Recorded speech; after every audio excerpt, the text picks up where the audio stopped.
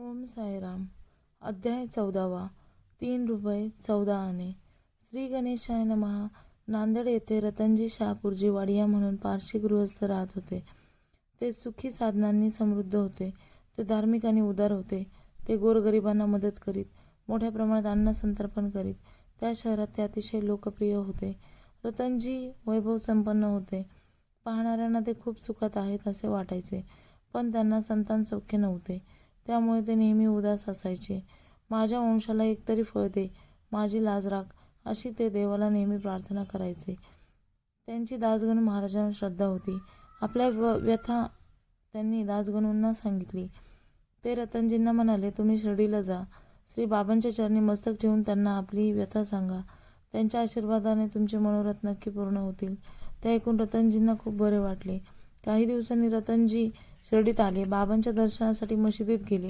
श्रींच्या दर्शनाने त्यांचे हृदय भक्तिभावाने भरून आले.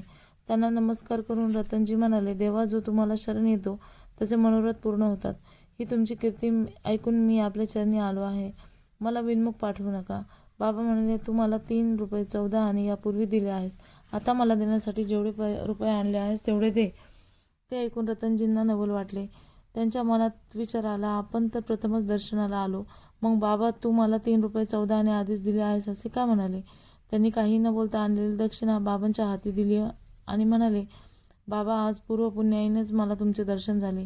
मी अज्ञानी आहे, पूजा अर्चा काही जाणत नाही. माझी उपेक्षा करू नका. माझ्यावर कृपा करा. तुम्ही सर्वज्ञ आहेत. माझी चिंता दूर करा. एवढीच विनंती आहे. तेव्हा तू आता मुळी चिंता करू नकोस. तुझे भोग संपले आहेत. तुझी इच्छा अल्लाह नक्की पूर्ण करेल. असे म्हणून श्री बाबांनी आपला वरदा हस्त रतनजींच्या मस्तकी ठेवला. त्यांना उदीचा प्रसाद दिला. नांदेडला परतल्यावर रतनजींना खूप प्रसन्न वाटू लागले. त्यांनी दासगणूंची भेट घेतली.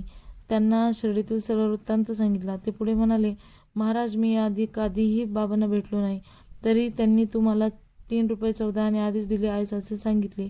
हे कसे? मी अज्ञानी आहे. मला यातील काही कळत नाही. तुम्हीच याचा उलगडा करा.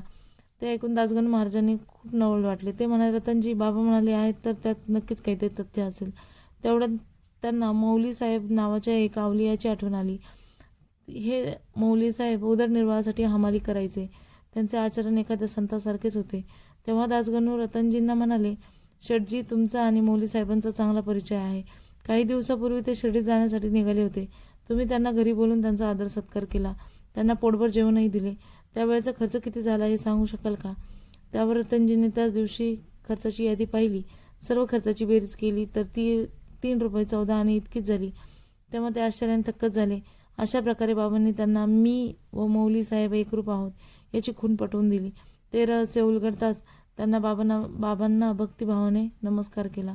येता अवकाश रतनजींच्या पत्नीला एका पुत्राने जन्म दिला.